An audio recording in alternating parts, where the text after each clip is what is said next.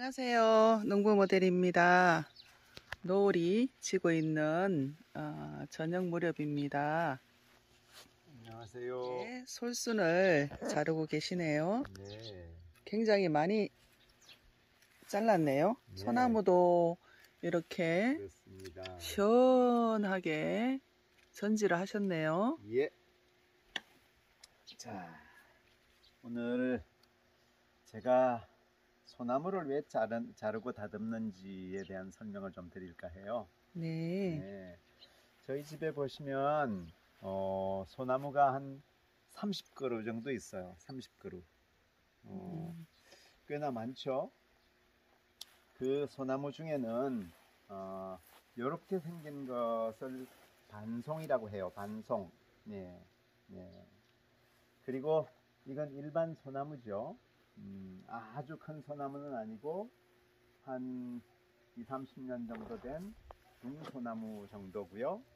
그리고 또 여기에 보시면 그야말로 100년 가까이 된 큰 소나무가 있습니다.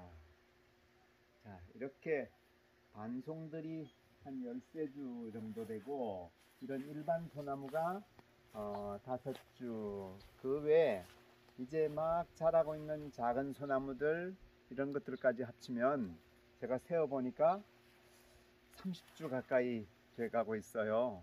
그래서 소나무가 꽤나 많은 집인데 소나무를 다듬어 줘야 돼요. 1년에 한 번씩 소나무를 다듬어 주지 않으면 소나무가 좀 병에 걸리진 않지만 힘들어 해요. 어떤 점이 힘들까요? 자, 여기 와서 한번 보시죠. 이것도 제가 작년에 다듬었던 거예요. 보면 상당히 많은 가지치기를 한 흔적이 보이죠. 네, 가지치기를 하지 않으면 이 속에 있는 것들이 죽어요. 네, 죽기 때문에 살아있는 소나무지만 살아있는 소나무가 건강하게 잘 자라게 하기 위해서는 매년 필요 없는 가지들을 이렇게 좀 잘라줄 필요가 있거든요. 그래서 제가 소나무 가지치기를 다듬기를 하는 이유 중에 첫 번째는 뭘까요? 첫 번째 이유는 자라고 있는 소나무가 건강하게 잘 자랄 수 있도록 해주는 거예요. 건강하게 잘 자랄 수 있도록. 건강하게 잘 자랄 수 있게 하려면 어떻게 해야 할까? 이 반송도 비슷하지만, 자, 제가 이미 다듬어 놓은 소나무를 한번 보시죠. 이 다듬기 전에 사진만 있습니다. 제가 나무 위에 올라가서 다듬고 있는 사진도 있고 동영상으로 남기진 못했지만 하여간 사진이 있는데, 그때는 정말 저쪽 건너편 산이나 구름이 보이지 않을 정도로 굉장히 빽빽했어요. 그러다 보니까 이 소나무 가운데 죽은 가지들이 속에 들어 있었습니다. 그런데 제가 소나무 가지치기를 배운 사람은 아니에요. 그러나 기본 원리를 알고 있습니다. 우선은 바람이 잘 통해야 해요. 그래서 겹치는 가지가 없도록 바람이 잘 통하도록 한 단, 두 단, 세 단, 네 단, 주로 4단 정도, 4단 내지 5단 정도로 이루어져 있는데, 겹치지 않게 쫙 펼쳐서 바람이 잘 통하도록 하고 햇볕이 잘 들어가서 자연스럽게 그냥 두어도 죽을 가지가 없어지는 그런 상태가 좋은 다듬기입니다. 그래서 소나무 가지치기에 대해서 제가 오늘 설명드리려고 하는 건 아니고요. 소나무 가지치기를 하고 나면 여러 가지 이익이 있어요. 자, 첫 번째 이익이 뭐라고요? 소나무가 건강하게 자란다는 겁니다. 네. 모든 가지에 햇볕이 잘 들기 때문에 가지들 모두가 이제 스스로 소나무가 가지를 죽이지 않고 모두가 건강하게 잘 자랄 수 있다는 것이죠. 이게 첫 번째 이유예요. 자, 두 번째는 여기 보세요. 여기 보시면 제가 가지치기를 해서 나온 많은 가지들이 있어요. 네? 많은 가지들이 있는데 이 가지들을 어떻게 할까요? 이 가지들 아직도 자르지 않은 이렇게 솔순이나 솔잎을 자르지 않은 것들이 있고 이미 잘라 놓은 것들이 있어요. 자, 그러면 두 번째 이익은 이겁니다. 솔순이나 솔잎을 제가 잘라서 이렇게 만들고 있죠. 이걸 잘라서 어디에 쓸까요? 솔잎 발효액 혹은 솔순 발효액을 담습니다. 솔순 발효액을 담게 되면 이 소나무가 가지고 있는 솔잎이나 소나무가 가지고 있는 좋은 에너지들을 우리가 취할 수 있는 길이 생겨요. 그래서 솔순 담는 방법 혹은 솔잎 발효액을 담는 방법 이런 것들은 다른 영상에 있으니까 그걸 참고하시면 좋겠고요. 자, 두 번째 이익이 발생하는 거죠.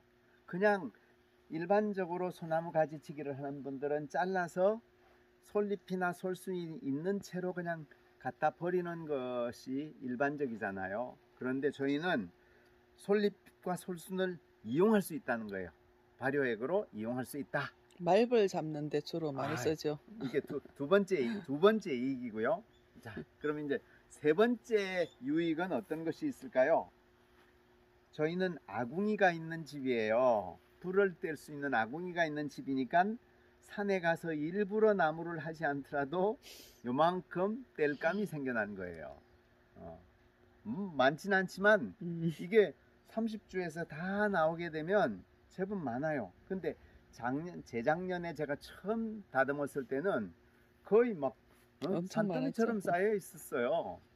이제는 하도 많이 잘랐기 때문에 더 많이 자를 것이 없어서 그렇지. 어쨌든 세 번째 유익은 아궁이에 불 뗄감이 생겨난다는 거예요. 자, 그 다음에 네 번째 이익은 뭘까요? 네 번째 소나무를 다듬음으로 해서 네 번째 얻어지는 소득이 뭘까요? 생각해 볼 수 있습니다. 그것은 그 다음 파생적인데요. 이 솔잎 발효액을 담궈 놓고 나면 발효액이 얻어질 수 있죠. 그런데 이 솔잎 발효액은 발효액으로 끝나지 않고 나중에는 건져내야 해요. 액기스와 발효액과 그 다음에 원재료인 솔잎과 솔순을 건져내야 합니다. 언제쯤 건져낼까요? 네, 지금이 6월 초예요. 6월 초순. 그런데 제가 대체로 8월 초순 중순 정도, 8월 중순 정도 되면 2달 후면 이 발효액으로부터 솔잎들을 건져내기 시작해요. 그러면 그걸 건져서 어떻게 할까요? 일반적으로는 건져서 그것을 거의 나무 아래 갖다 놓으면 그것으로 끝납니다. 그런데 저는 또 하나의 유익이 있어요. 그 솔잎 발효액에는 솔잎 발효액이 아니라 이 발효액에서 건져낸 솔잎과 솔순에는 어떤 물질이 담겨 있을까요? 약간의 설탕물이 담겨 있습니다. 설탕물이 들어 있어요. 근데 그것은 2달 정도 지나고 나면 그리고 발효가 되고 발효 숙성 과정을 거치게 되면 그것은 포도당으로 전환하기 때문에 단순한 설탕물은 아니에요. 그러나 2달 정도 후에 건져낸 솔잎에는 설탕 성분이, 단 성분이 들어있단 말이에요. 아직도 과당 성분이. 그러면 그것을 건져서 광줄에다가 딱 놔둡니다. 그러면 어떻게 되겠어요? 많은 말벌들이 함께 오죠. 그래서 말벌에 대한 대책을 세우지 않으면 양봉 농가에서는 정말 양봉을 망할 수 있는 그런 가능성이 높아요. 그것이 8월 중순부터입니다. 8월 중순부터 10월 중순까지 집중적으로 2달 동안에는 어마어마하게 많은 말벌들이 찾아옵니다. 그래서 말벌 한 마리는 중말벌, 중간 정도의 말벌 한 마리는 1대 100, 말하면 우리 벌 100마리를 희생시킬 수 있는 그런 능력을 가지고 있고요. 그 다음에 장수말벌 장수 말벌은 1대 1000이에요. 1대 1000. 말벌 한 마리가 저희 꿀벌 1000마리를 죽일 수 있는 가능성을 가지고 있습니다. 그런데 그 말벌들이 한 4마리가 딱 스크럼을 짜고 저희 벌통 앞에 딱 앉으면 2만 마리를 죽이는데 2시간이면 될 정도로 어마어마하게 정말 강한 능력을 가지고 있습니다. 그런데 그런 말벌들이 그 솔잎 발효액에서 건져낸 솔잎과 솔순에 막 찾아오는 거예요.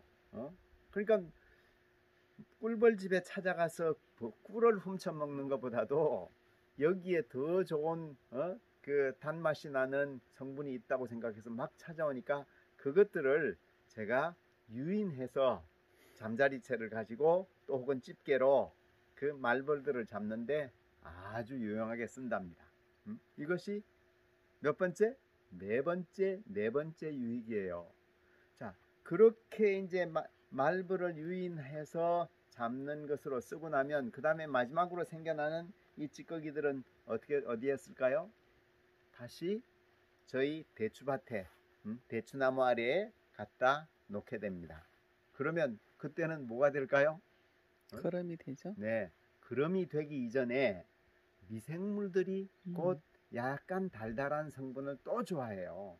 미생물의 먹이가 되는 거죠. 집이 되고요. 그래서 미생물이 찾아와서 그것들을 활용하는 그런 미생물의 집 역할까지도 할 수 있답니다. 네. 그러니까 제가 소나무 한 그루를 소나무 한 그루만이 아니죠. 소나무 여러 그루를 이렇게 다듬어 줌으로 해서 어떤 유익이 얼마만큼 유익이 있다고요? 5가지 유익이 있습니다. 5가지 유익. 나무가 건강하게 자라요. 자, 여기 아직은 이 나무는 다듬지 않았어요. 이 나무를 한번 보시고요.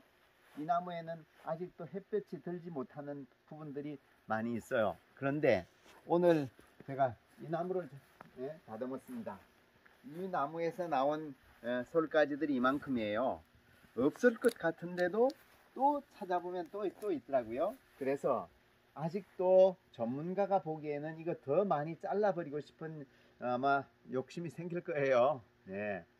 이것도 필요 없는 가지, 이것도 필요 없는 가지 하고서 이제 생각할 수 있지만 저는 가능하면 본래의 원형을 다치지 않고 그러나 햇볕은 제법 잘 들어갈 수 있도록 바람도 슬렁슬렁 들어갈 수 있도록 이렇게 다듬는 일을 한답니다. 네. 그러면 이전에 이만큼의 나무가 솔순과 솔잎이 붙어 있던 나무가 여기에 다 차지하고 있다고 하면 어떻게 될까요?